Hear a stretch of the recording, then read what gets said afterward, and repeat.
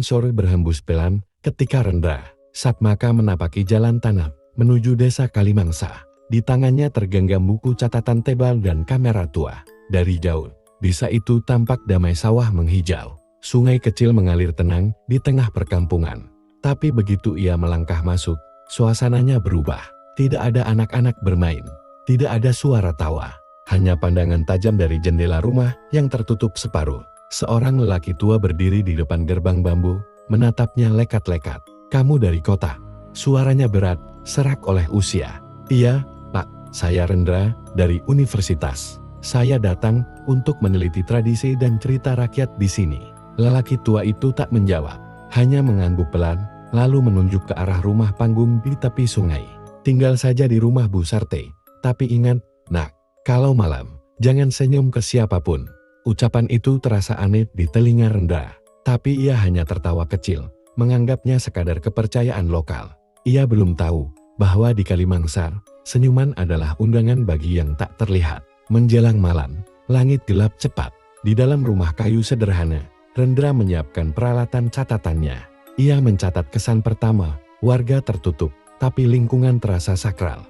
Ada pantangan untuk tersenyum di malam hari. Namun di tengah keheningan, ia mendengar suara tawa lirih dari luar jendela. Tawa yang panjang datar dan tanpa emosi. Ia keluar, menyorotkan senter ke arah belakang rumah.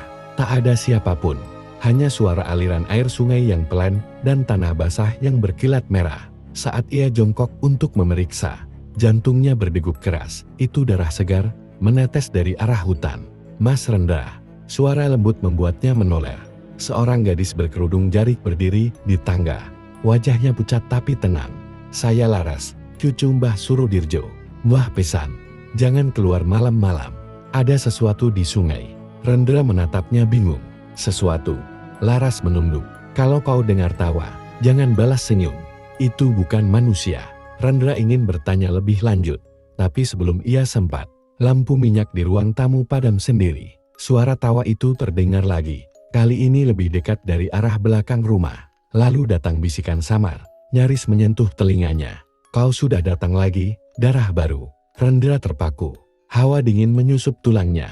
Ia memutar senter ke arah jendela dan di sana, di balik kaca berumbun, tampak wajah botak pucat dengan senyum lebar yang tak bergerak. Mata hitam pekat itu menatap langsung padanya. Lampu menyala tiba-tiba, dan wajah itu lenyap. Laras berdiri di ambang pintu, gemetar. "Kamu lihat dia, Ye?" Rendra terdiam. Laras berbisik pelan, "Selamat datang di Kalimangsa." Senyumnya menandai siapa yang akan diambil berikutnya. Di luar, sungai mengalir tenang, tapi airnya mulai berubah keruh kehitaman. Di permukaannya, sesosok tanpa rambut perlahan muncul, menyeringai lebar ke arah rumah tempat Rendra berdiri. Kabut tipis menggantung di antara pepohonan, menutupi sisa darah di tepi sungai yang kini mengering. Rendra berdiri di dekatnya, mencoba meyakinkan diri bahwa apa yang ia lihat semalam hanyalah halusinasi. Namun suara tawa itu masih bergema samar di telinganya. Masih ingin meneliti. Setelah semalam, suara dari belakang mengejutkannya. Seorang lelaki tua dengan tongkat kayu berdiri di jalan setapak. Kulitnya keriput, matanya tajam namun teduh. "Saya Mbah Surodirjo," katanya pelan, "penjaga desa ini." Rendra menyambutnya sopan. "Saya Rendra, mahasiswa antropologi. Saya tertarik menulis tentang kepercayaan warga di Kalimangsa." Mbah Suro menatapnya lama, seolah membaca isi pikirannya. "Kepercayaan kami bukan untuk ditulis, Nak. Ada hal-hal yang hanya boleh diingat, bukan disebarkan." Nada suaranya lembut, tapi syarat peringatan. Laras, yang berdiri di belakang kakeknya menunduk, tak berani bicara. Angin tiba-tiba berembus kencang, membuat dedaunan kering beterbangan ke arah sungai. "Kalau kau ingin tetap hidup," lanjut Mbah Suro, "jangan pernah pergi ke hutan larang. Itu batas dunia kami dengan mereka." "Mereka?" tanda tanya. Tanya Rendra pelan. "Yang tak punya nama lagi," jawab sang dukun tua, "yang dulu dipanggil manusia." Sepanjang siang, Rendra berjalan keliling desa, mencatat simbol-simbol aneh di dinding rumah warga.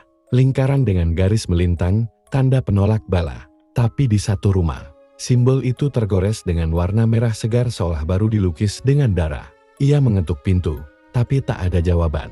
Dari dalam rumah, terdengar suara lirih seperti anak kecil tertawa, lalu senyap.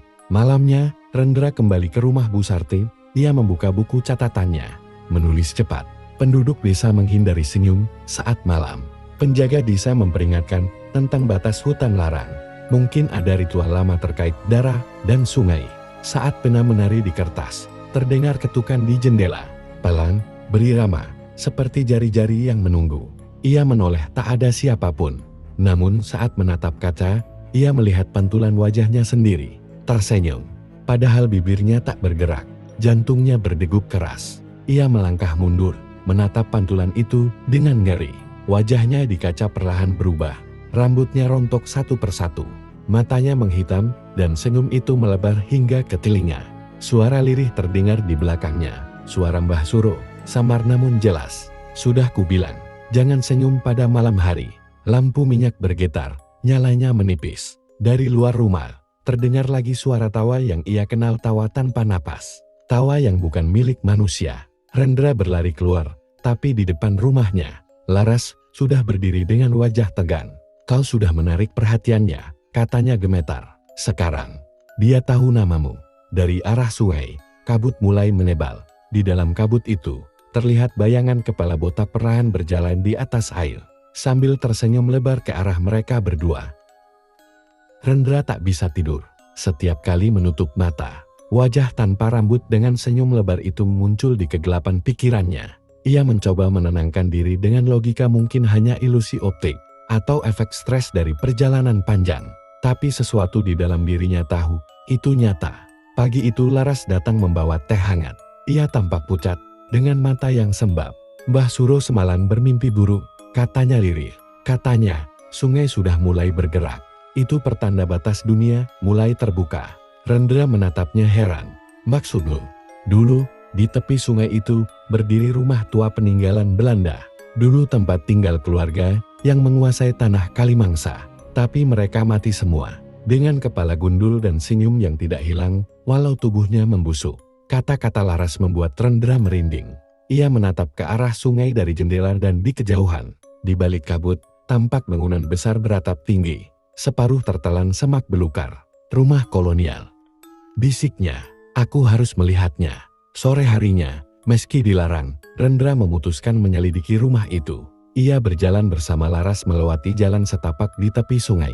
Udara di sana lebih dingin dari biasanya. Burung-burung berhenti bersuara. Bangunan itu tampak megah namun suram. Dengan dinding yang ditumbuhi lumut dan jendela-jendela pecah. Bau besi berkarat bercampur tanah basah memenuhi udara. Mas, jangan lama-lama, Laras berbisik takut.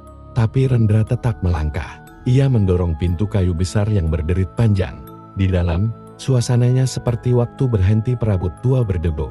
Cermin retak dan lukisan keluarga Belanda tergantung miring di dinding. Di bawah lukisan itu, tergores tulisan dengan arang. Siapa yang menatap, akan ditatap balik. Rendra menyorotkan senter ke lukisan itu. 4 orang dalam busana kolonial. Ayah, ibu, dan 2 anak kecil. Tapi yang aneh semua wajahnya pudar. Seolah dihapus dengan sengaja. Saat ia mendekat, kilatan cahaya senter memantul dari cermin di samping lukisan. Dalam pantulan cermin itu, Rendra melihat sesuatu berdiri di belakang Laras. Sosok botak, pucat, menyeringai. Laras, teriaknya. Tapi saat menoleh, tidak ada siapapun di belakang gadis itu. Suara tawa lirih menggema di seluruh ruangan. Tawa yang sama seperti malam pertama ia datang ke desa. Lantai kayu di bawah kaki mereka bergetar pelan. Dari celah-celah papan, merembes cairan merah tua yang mengalir perlahan seperti darah. Tiba-tiba pintu di belakang mereka menutup keras. Lampu senter padam sendiri. Hening total. Dalam kegelapan, Rendra mendengar bisikan dekat sekali di telinganya. Kau sudah membuka pintunya, nak Rendra. Laras menjerit, memeluk Rendra erat. Dari sudut ruangan, muncul cahaya sama bukan dari lampu, tapi dari sepasang mata hitam besar yang menatap mereka tanpa berkedip. Dan senyum itu muncul lagi, kali ini lebih lebar, hingga kulit di pipinya robek. Rendra mundur pelan, menutup matanya rapat. Ia ingin berlari, tapi kakinya seolah terikat tanah. Mas, jangan lihat, Laras berbisik ketakutan. Namun terlambat saat Rendra menatap lagi. Sosok itu sudah berdiri tepat di depan wajahnya. Botak, pucat, dan menatapnya sambil tersenyum tanpa suara. Udara terasa berat, dan bau anyir sama tercium dari arah sungai. Warga menutup pintu lebih awal, enggan keluar rumah. Di antara mereka berbisik-bisik kabar aneh. Air sungai berubah merah semalaman. Rendra berjalan menuju tepi sungai dengan langkah waspada. Di sepanjang jalan, ia melihat ikan-ikan mati mengambang di permukaan. Perutnya terbalik, mata membiru. Ia jongkok di tepi air, menyentuhnya pelan. Hangat, bukan air, tapi darah encer. Laras datang tergesa, wajahnya pucat pasi. "Mbah Suro memanggilmu," katanya.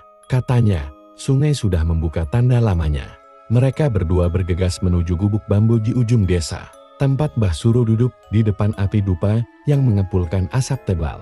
Di hadapannya tergeletak lembaran kain kuning kusam dengan simbol-simbol aneh lingkaran, garis silang, dan tulisan Jawa kuno yang nyaris tak terbaca. "Ini penanda," ucap Mbah Suro lirih. "Dulu, sungai ini jadi tempat ritual. Setiap kali bulan sabit turun, satu korban harus dilemparkan ke air. Itu cara leluhur menjaga keseimbangan dengan mereka para penghuni di bawah arus." "Dan kalau ritual itu berhenti?" tanya Rendra. Mbah Suro menatapnya tajam. "Mereka lapar." Rendra merasa bulu kuduknya berdiri. "Maksud Mbah, yang muncul selama ini, itu bukan hantu biasa," potong Mbah Suro. "Itu roh dari tubuh yang dikutuk. Dalam ritual terakhir, orang yang mati tanpa restu, kepala mereka digunduli dan senyum dipahat agar tak bisa menjerit di akhir." Laras menggigil mendengar itu. "Dan siapa yang menolak ritual terakhir?" Hening sejenak. Api dupa bergetar seperti tertiup angin. Padahal pintu tertutup rapat. Mbah Suro memejamkan mata. "Kakek buyutku sendiri." Tiba-tiba terdengar suara gemuruh dari luar gubuk. Tanah di sekitar sungai bergetar, seperti ada sesuatu yang bergerak di bawahnya. Rendra berlari keluar, dan di sana, di tengah sungai merah, muncul gelembung besar yang meletup satu persatu. Dari dalam air, perlahan muncul tanda berbentuk lingkaran, terbentuk oleh darah, bergerak sendiri seperti makhluk hidup. Laras menjerit, "Itu lambang yang di kain Mbah." Sungai memercik keras, menyemburkan lumpur dan darah ke tepi. Di tengah pusaran itu, sesuatu mulai naik ke permukaan. Sesuatu dengan kulit pucat licin, kepala botak mengilat, dan bibir tersenyum lebar tanpa suara. Rendra terpaku. Ia tak bisa bergerak. Sosok itu menatapnya. Menatap dengan mata yang sama seperti di rumah kolonial tempo hari. Lalu, dari dalam air, terdengar suara rendah, bergema seperti dari perut bumi, yang membuka tanda. Akan menjadi tanda berikutnya. Air sungai berputar cepat, menyeret bangkai-bangkai ikan ke dalam pusaran darah. Rendra menarik Laras menjauh, tapi ia sempat melihat sesuatu di permukaan air. Bayangan wajahnya sendiri tersenyum dengan mata kosong. Tapi malam itu, doa tak lagi cukup. Rendra duduk di depan rumah bersama Laras, memandangi sungai dari kejauhan. Airnya kini tampak tenang, tapi di dasar sana sesuatu terus bergerak. "Kau yakin itu bukan sekadar reaksi kimia?" tanya Rendra, setengah memaksa dirinya percaya pada sains. Laras menatapnya sayu. "Kalau sains bisa menghentikannya, Kalimangsa sudah lama bebas dari kutukan." Tiba-tiba terdengar suara gonggongan anjing dari arah hutan larang. Suara itu cepat berubah menjadi lolongan panjang, lalu senyap total. Udara menjadi dingin tak wajar. Dari rumah Mbah Surodirjo, terdengar suara kentongan, dipukul 3 kali tanda bahaya. Mereka berdua berlari ke sana. Di depan gubuknya, Mbah Suro duduk dengan mata kosong, memegangi jimat di tangannya. Gerbangnya terbuka, ucapnya lirih. "Aku merasakannya. Dinding antara dunia kita dan dunia mereka sudah retak." "Gerbang apa?" Mbah tanya Rendra terengah. Mbah Suro menatap ke arah sungai yang kini tampak seperti kaca hitam. "Gerbang darah. Dulu, Kiwardana memanggil kekuatan dari bawah air itu untuk hidup abadi. Tapi yang datang bukan kehidupan, melainkan penderitaan." Hening, api dupa di depannya tiba-tiba padam sendiri. Laras menggigil. "Mbak, apa yang harus kita lakukan?" Sang dukun tua berdiri perlahan. "Malam ini, kita harus menutupnya sebelum bulan naik di atas sungai. Kalau tidak, Kalimangsa akan jadi kuburan terbuka." Mereka bertiga berjalan ke tepi sungai, membawa obor dan kain kuning bertuliskan mantra kuno. Angin kencang berhembus dari arah hutan. Ombak kecil muncul di sungai, padahal tak ada angin di permukaannya. Rendra menyalakan obor, tapi nyalanya bergetar seperti ditiup dari dalam tanah. "Cepat, pasang kain itu di batu tengah sungai," perintah Mbah Suro. Rendra menyeberang dengan hati-hati. Air merah menyentuh kakinya seperti cairan hangat. Saat ia menancapkan kain itu di batu, arus mendadak berubah deras. Dari pusaran air, muncul tangan-tangan pucat menggenggam pergelangan kakinya. Ia berteriak, berusaha melepaskan diri, tapi genggaman itu makin kuat. Laras menjerit, berlari menolong. Dari tengah pusaran muncul wajah tanpa rambut, matanya hitam pekat, dan senyum panjang merekah gundul peringis muncul penuh untuk pertama kali. Wajahnya licin seperti lilin meleler, lehernya panjang, dan senyum itu membelah pipinya. Ia menatap langsung ke arah Rendra, lalu tertawa tanpa suara. Mbah Suro mengangkat tongkatnya tinggi-tinggi, berteriak dalam bahasa Jawa kuno. Air berputar, menyala dengan cahaya merah darah. Rendra, tarik napas. Jangan lihat matanya, teriaknya. Rendra memejamkan mata dan menarik kain dari batu. Suara letupan keras terdengar seperti dunia retak. Air sungai menyembur ke udara, memercikan darah ke sekeliling. Gundul peringis lenyap ke dalam pusaran, tapi tawa panjangnya masih bergema di udara malam. Saat semuanya tenang, Rendra tergeletak lemas di tepi sungai. Mbah Suro berlutut, menatapnya dengan mata sayu. Gerbang memang tertutup sementara, tapi tumbalnya belum dibayar. Malam itu, bulan purnama menggantung besar di langit Kalimangsa. Warnanya bukan putih seperti biasa, melainkan merah tua seperti tetesan darah yang mengalir lambat di udara. Desa hening, bahkan suara serangga seolah enggan mengganggu malam yang aneh itu. Rendra terbangun oleh suara berderak dari atap rumah. Ia menatap langit-langit dengan napas memburu. Sesuatu berjalan di atas sana. Langkahnya berat dan teratur, seperti seseorang menyeret rantai. Ia menatap Laras yang tertidur di tikar sebelah, lalu perlahan bangkit mengambil parang di samping pintu. Begitu ia membuka pintu, angin dingin menyergap wajahnya. Di halaman depan, daun-daun pisang bergetar padahal udara diam. Lalu, di ujung jalan tanah, ia melihat bayangan seorang perempuan berdiri membelakangi rumah. Rambut panjang menutupi wajahnya, tubuhnya gundul di bagian kepala atas seperti kepala itu baru saja dipangkas dengan pisau tajam. Siapa di sana? Rendra berseru, tapi sosok itu tidak bergerak. Laras terbangun, melihat dari balik jendela. Rendra itu dia, bisiknya ketakutan, yang dari sungai. Saat Rendra mendekat, perempuan itu berbalik. Wajahnya kosong tanpa mata, tapi bibirnya tersenyum lebar. Darah menetes dari ujung mulut ke tanah. Lalu ia berlari ke arah sungai, melesat begitu cepat hingga langkahnya tak terdengar. Mbah Suro muncul dari balik kabut, tongkatnya bergetar di tangan. Ia bangkit sepenuhnya malam ini, katanya dengan suara serak. Sungai sudah menuntut dewa. Gerbang mungkin tertutup, tapi arwah yang lapar sudah terlanjur keluar. Rendra menatapnya bingung. Apa maksudmu? Gundul peringis bukan sekadar hantu, mendak ia adalah penjaga. Dan setiap purnama, penjaga butuh darah untuk menyeimbangkan dua dunia. Dari arah sungai terdengar gemuruh pelan. Airnya memantulkan cahaya merah bulan seperti kaca cair. Laras berjongkok, menunjuk sesuatu di tanah. Jejak kaki penuh darah yang menuju ke air. Namun yang membuat mereka membaku adalah bentuknya.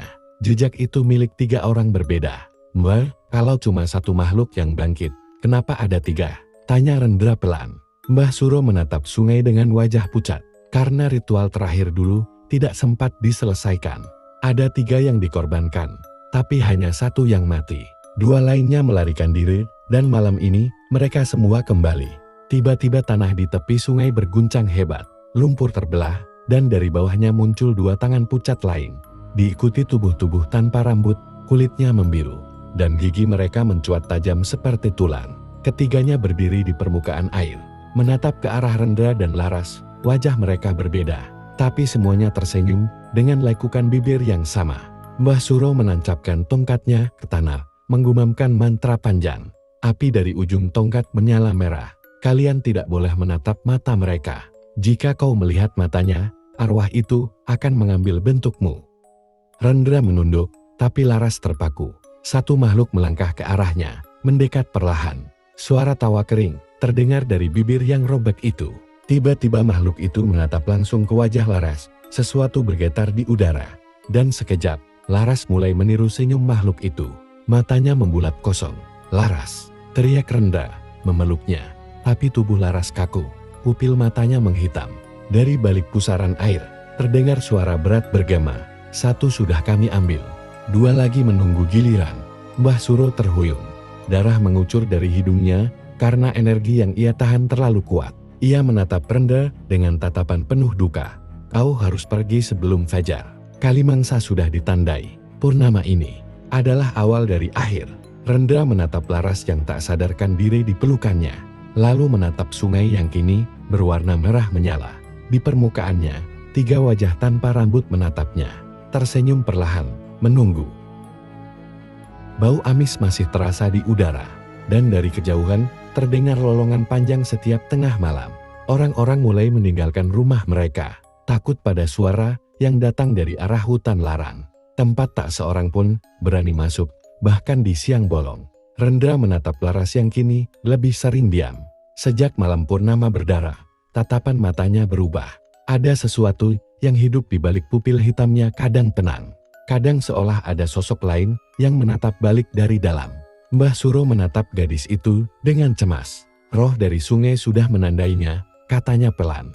Kalau tidak segera dibersihkan, tubuhnya akan jadi wadah bagi mereka. Bagaimana caranya, Mbah?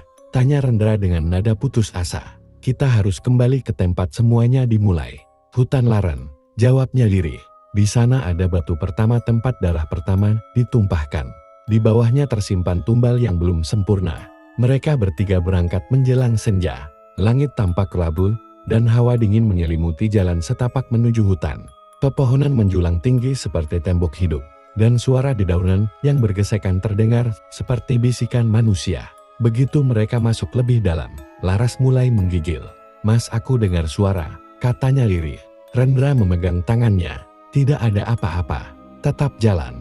Namun sesaat kemudian, bisikan itu terdengar jelas, suara perempuan, lembut tapi berat. Kau yang dipilih, jangan lawan. Laras berhenti melangkah, menatap kosong ke depan. Wajahnya berubah pucat pasi. Mbah Suro berteriak, jangan biarkan dia menjauh. Tapi terlambat. Laras berjalan sendiri menembus semak, menuju sebuah batu besar berlumut di tengah hutan. Batu itu penuh goresan lama berbentuk spiral dan noda coklat kehitaman, seperti darah kering.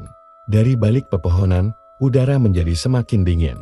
Kabut naik dari tanah, dan sosok-sosok samar mulai muncul di antara pohon. Wajah botak, tubuh setengah membusuk, tersenyum kaku. Mereka mengitari batu itu, membentuk lingkaran sempurna. Rendra berlari ke arah Laras, tapi Mbah Suro menahannya. Jangan dekati, itu tempat penebusan. Tiba-tiba, Laras berbicara dengan suara yang bukan miliknya, dalam bahasa yang aneh, datar, dan bergetar seperti gema dari bawah tanah. 3 darah ditumpahkan, 1 disimpan. Saat tumbal bangkit, keseimbangan kembali. Mbah Suro menancapkan tongkatnya ke tanah, berdoa dalam bahasa kuno. Api muncul di sekeliling mereka, membentuk lingkaran pelindung. Namun satu persatu, sosok hantu gundul itu menembus api tanpa luka, menyeringai lebar. Salah satu dari mereka menunjuk ke arah Rendra. Darah baru, pengganti yang hilang. Tanah di bawah kaki mereka mulai retak, mengeluarkan cairan merah. Dari dalam retakan itu muncul tangan pucat menggenggam pergelangan Laras, menariknya ke bawah. Rendra menjerit, memeluknya sekuat tenaga. Jangan. Mbah Suro berlari, melempar jimat terakhirnya ke tanah, menghasilkan cahaya putih menyilaukan. Jeritan panjang menggema ke seluruh hutan, memecah keheningan malam. Ketika cahaya itu meredup, hutan kembali sunyi. Rendra tergeletak di tanah, tangannya berlumur darah. Laras hilang. Mbah Suro berdiri terpaku, tongkatnya patah di tangan. Tumbal sudah diambil, katanya lirih. Tapi kutukan belum berakhir. Di batu besar tempat Laras ditarik, kini terukir wajahnya gundul, pucat, dengan senyum yang sama seperti makhluk dari sungai. 3 hari setelah kejadian di hutan larang, desa Kalimangsa terasa lebih sunyi dari biasanya. Tidak ada anak-anak bermain di halaman, tidak ada suara ayam berkokok di pagi hari. Rumah Rendra kini sepi. Ia duduk di sudut ruangan, menatap lantai yang masih meninggalkan bekas tanah hutan. Sejak Laras hilang, setiap malam ia mendengar suara langkah kaki dari arah dapur. Pelan, berat, dan selalu berhenti tepat di belakang pintu kamarnya. Mbah Surodirjo datang sore itu, membawa buntalan kain berisi dupa dan beberapa jimat tua. Wajahnya tampak lebih letih dari sebelumnya. Kau tidak boleh tinggal di rumah ini sendirian, ucapnya tanpa basa-basi. Roh itu belum pergi. Ia mencari pengganti. Rendra menatapnya dengan mata merah. Aku tidak akan pergi, Mbah. Laras belum mati. Aku bisa merasakannya. Mbah Suro terdiam lama, lalu menatap langit-langit. Kalau begitu, bersiaplah. Malam ini, ia akan datang. Menjelang tengah malam, angin bertiup dari arah hutan. Daun-daun bergesekan, mengeluarkan suara seperti bisikan. Lilin yang dinyalakan Mbah Suro mulai berkedip. Dari dinding rumah, muncul suara ketukan. Pelan, tapi teratur. Tok tok tok. Rendra mendekat, menempelkan telinganya pada dinding bambu. Ia mendengar sesuatu dari seberang, suara napas. Dan kemudian, bisikan. Mas, aku kedinginan. Rendra terpaku. Itu suara Laras. Ia menatap Mbah Suro, tapi orang tua itu justru menunduk. Membaca doa cepat-cepat.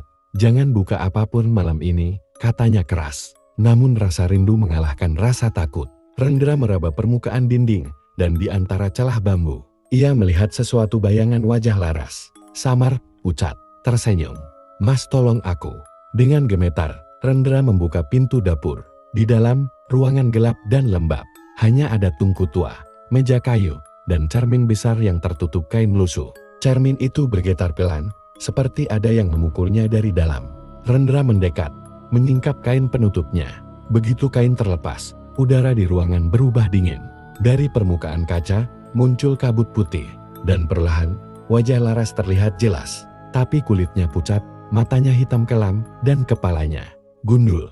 Mas, katanya lirih, aku di sini. Mereka tak mau melepaskanku.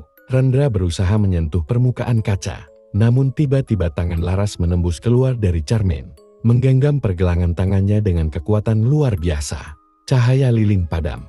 Suara bisikan memenuhi ruangan, puluhan suara, tumpang tindih. Seperti orang berdoa dengan bahasa yang tak dikenal. Mbah Suro masuk, menancapkan tongkatnya ke lantai, dan meneriakkan mantra kuno. Cermin bergetar keras, permukaannya retak.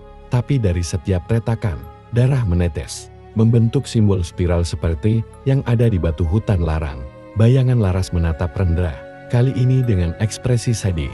Maafkan aku bukan lagi diriku. Cermin pecah, potongan kaca berhamburan ke udara, membentuk bayangan wajah-wajah botak yang menyeringai dalam kegelapan. Salah satu pecahan menancap di lengan Rendra. Darah menetes ke lantai, membentuk lingkaran aneh berwarna hitam kemerahan. Api dupa padam, hening. Ketika Rendra membuka matanya, ruangan itu kosong. Tidak ada Mbah Suro, tidak ada Laras. Hanya satu hal yang tersisa. Bayangannya sendiri di pecahan kaca yang retak tersenyum dengan kepala gundul. Sejak malam cermin pecah itu, Rendra tak lagi tidur. Setiap kali memejamkan mata, ia mendengar bisikan dari jauh lembut, tapi menggema dalam kepalanya. Mas, aku di sini, di sungai. Ia tahu itu suara Laras, meski setiap kali terdengar, suaranya makin serak, makin asing. Sementara itu, Mbah Surodirjo makin lemah. Tubuhnya kurus, matanya sayu, dan ia lebih sering batuk darah setiap selesai berdoa. Air sungai sudah terkutuk, katanya suatu malam. Mereka yang mati dulu dikubur tanpa doa. Arwahnya mencari wadah, dan wadah itu bisa siapa saja yang mendengar panggilan mereka. Rendra hanya menatap api lampu minyak yang bergetar pelan. Kalau begitu, aku akan ke sana, ke sungai itu. Kalau Laras memang di sana, aku akan menjemputnya. Mbah Suro menggeleng cepat. Jangan, Rendra. Sekali kau dengar suara itu di air, dia akan menarikmu. Sungai itu bukan lagi air, itu jalan antara dunia. Tapi keputusan sudah bulat. Saat fajar belum sepenuhnya tiba, Rendra berjalan sendirian menuju sungai Kalimangsa. Kabut pagi tebal menutupi jalan setapak yang kini dipenuhi lumpur basah. Setiap langkah yang ia ambil terdengar aneh, seolah tanah di bawahnya bernafas. Begitu sampai di tepi sungai, suara itu kembali. Mas, turunlah, aku menunggumu. Rendra berlutut di tepi air, menatap permukaan yang hitam dan beriak pelan. Dan di antara riak itu, wajah Laras muncul pucat. Dengan mata kosong, tersenyum lembut. Mas, air bergelombang. Dari dalamnya muncul tangan yang menggenggam pergelangan Rendra, sama seperti waktu di cermin. Tapi kali ini, tangan itu dingin seperti batu. Rendra mencoba menarik diri, tapi genggamannya terlalu kuat. Ia berteriak, tapi yang keluar hanya desahan tertahan. Tiba-tiba, dari belakang terdengar suara langkah terburu-buru. Mbah Surodirjo datang dengan tongkatnya, berteriak, lepaskan dia, wahai arwah yang belum tenang. Ia menancapkan jimat ke tanah, membakar dupa dengan mantra yang bergetar di udara. Namun air sungai justru meluap, berputar seperti pusaran. Dari tengahnya, 3 sosok gundul muncul, masing-masing tersenyum lebar, giginya hitam pekat. Salah satunya berbicara dengan suara berganda. Yang kau cari sudah menjadi milik kami. Kini waktumu tiba, penjaga tua. Mbah Suro tersentak. Tubuhnya terangkat ke udara, lalu terhempas ke tanah. Darah mengalir dari mulutnya. Rendra menjerit, mencoba memeluknya. Tapi sosok laras di air mulai berubah, wajahnya menua cepat. Kulitnya terkelupas, dan dari matanya mengalir air hitam pekat. Mas, ikutlah aku. Mbah Suro mengumpulkan sisa tenaganya, menggambar simbol di tanah dengan darahnya sendiri. Rendra, jangan dengarkan suaranya. Tutup telingamu dan jangan lihat wajahnya. Tapi suara itu makin keras, bergema di seluruh sungai, berubah menjadi jeritan ribuan orang. Kami menunggu, kami menunggu. Langit gelap tiba-tiba, meski matahari baru terbit. Burung-burung beterbangan panik dari pohon, dan sungai kini tampak seperti laut darah. Rendra menarik tangannya dengan sekuat tenaga, berhasil melepaskan diri dari genggaman arwah itu. Ia memapah Mbah Suro menjauh, sementara air sungai terus berputar membentuk pusaran besar. Dari tengah pusaran itu, muncul wajah raksasa gundul peringis, lebih besar dari sebelumnya. Matanya kosong, bibirnya robek hingga ke telinga. Ia menatap Rendra, tersenyum, dan berbisik, kau sudah menjadi bagian dari kami. Angin berhenti, suara menghilang.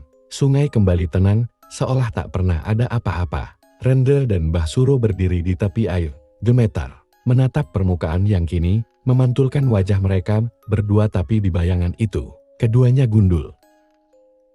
Udara seperti membeku di setiap malam, dan kabut tebal menggantung di antara rumah-rumah kosong. Rendra belum meninggalkan desa. Ia tidak tahu harus kemana, dan setiap kali ia mencoba pergi, langkahnya selalu membawanya kembali ke sungai seolah Kalimangsa menahannya. Mbah Surodirjo kini nyaris tak bisa berjalan. Tubuhnya lemah, tapi pikirannya tetap tajam.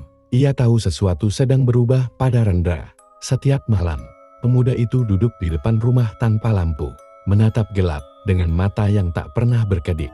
Kadang-kadang, Mbah Suro melihat bayangan lain berdiri di belakang Rendra tinggi, tanpa rambut, dengan senyum yang tak wajar. Suatu malam, Mbah Suro memanggilnya.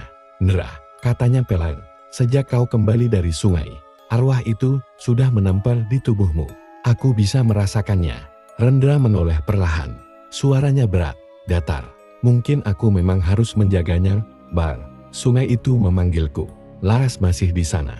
"Tidak," seru Mbah Suro, "kau bukan penjaga. Kau manusia, dan mereka ingin menjadikanmu tumbal terakhir."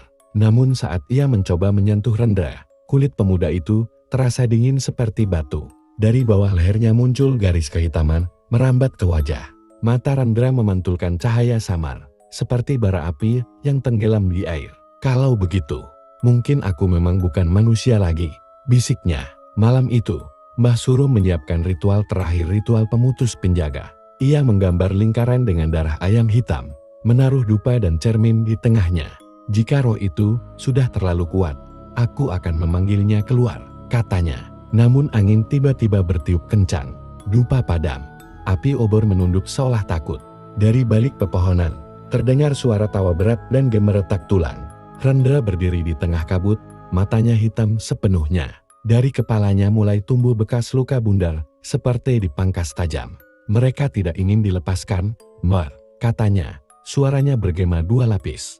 "Kalau penjaga lama sudah lemah, maka penjaga baru harus dilahirkan." Mbah Suro berteriak, menancapkan tongkatnya ke tanah, dan mengucapkan mantra kuno. Petir menyambar, memecah langit. Cahaya putih turun, menyelimuti keduanya. Namun dari dalam cahaya itu, terdengar jeritan nyaring, bukan hanya milik manusia. Ketika cahaya meredup, tanah di sekitar mereka membentuk simbol spiral raksasa. Rendra berlutut di tengahnya, tubuhnya bergetar hebat. Darah keluar dari matanya, namun bibirnya tersenyum. "Aku bisa mendengar mereka semua, Mbah. Mereka lapar." Mbah Suro tersungkur, darah menetes dari hidungnya. "Tidak, Rendra, kau harus lawan." Tapi terlambat. Dari tanah di bawah mereka, muncul bayangan hitam yang membentuk sosok besar hantu gundul peringis. Kali ini, berwujud lebih menyerupai Rendra. Ia membuka mulutnya lebar-lebar, mengeluarkan suara gemuruh yang mengguncang seluruh desa. Atap-atap rumah retak, dinding bambu bergoyang. Dari setiap sumur, Air hitam menyembur ke atas. Lalu suara itu berbicara. Penjaga lama sudah menyerahkan waktunya. Sekarang, malam memiliki tuan barunya. Mbah Suro mencoba berdiri, tapi tubuhnya diselimuti kabut hitam. Dalam sekejap, ia terseret ke dalam tanah, lenyap tanpa suara. Rendra berdiri di tepi lubang, menatap kosong. Wajahnya kini benar-benar berubah pucat. Dengan kepala gundul berkilau di bawah sinar bulan. Angin berhenti. Desa Hening. Dari kejauhan, hanya terdengar suara Rendra, atau sesuatu yang menyerupainya, berbisik ke arah sungai. Malam ini aku menjaga kalian semua. Dan dari dalam air, ribuan suara membalas, serempak. Selamat datang, penjaga baru. Selama 3 malam berturut-turut, tak ada cahaya matahari menembus awan. Hanya redup kelabu yang membuat waktu seolah berhenti. Rumah-rumah kosong kini diselimuti lumpur. Bau amis dari arah sungai mulai meresap ke udara. Dan di tengah desa, Rendra berdiri tanpa berbicara, matanya hitam legam. Kulitnya pucat seperti abu. Sejak Mbah Suro menghilang, suara bisikan dari dalam tanah semakin sering terdengar. Kadang seperti suara bayi menangis, kadang seperti suara tawa jauh di bawah bumi. Rendra duduk di depan rumah tua Mbah Suro, menatap tongkat kayu yang patah di tangannya. Aku sudah menunggu, bisiknya pelan. Entah kepada siapa, kalian memanggilku. Sekarang aku siap.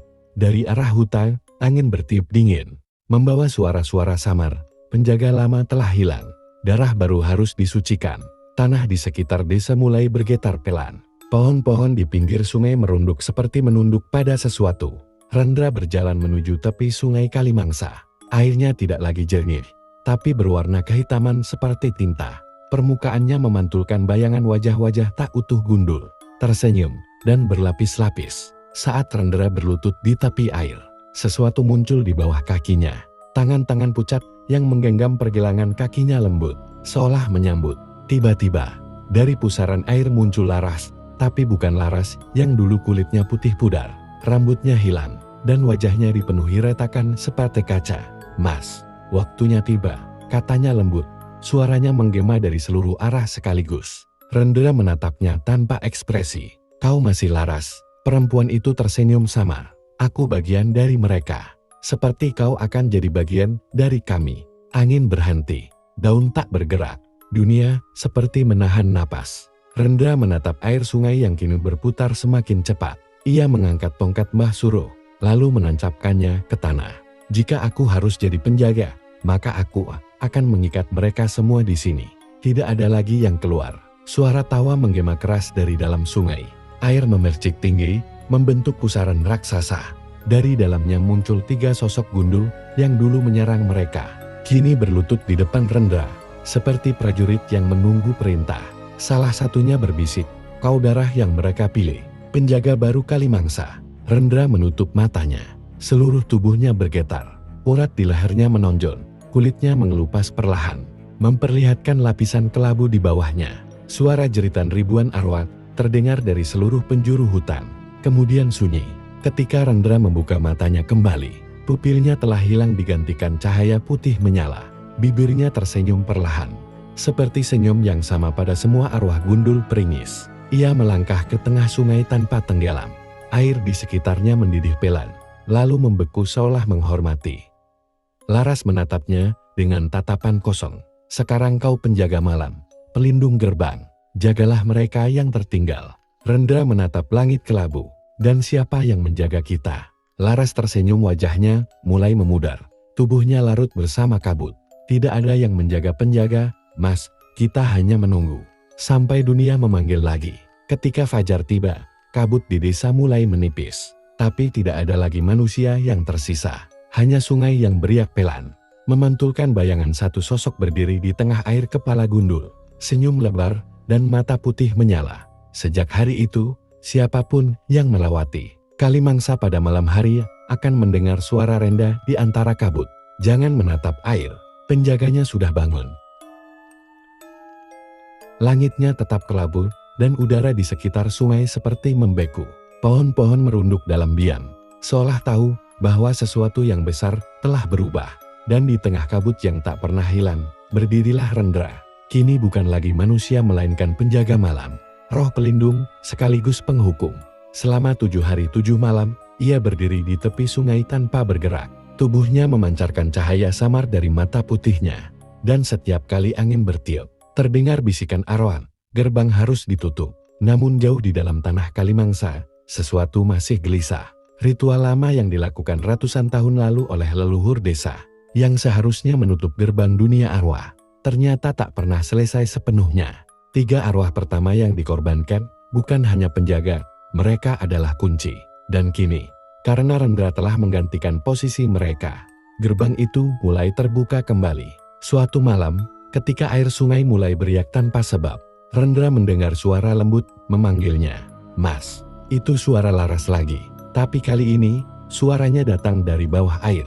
Ia menatap ke dalam sungai dan melihat wajah Laras, utuh, cantik seperti dulu. "Mas, waktunya sudah tiba. Tutup gerbangnya." Sebelum mereka semua keluar, Rendra menatap kabut di sekelilingnya. Dari balik pepohonan, ratusan sosok gundul mulai muncul wajah-wajah bekas manusia yang mati di desa itu. Semuanya tersenyum, menunggu.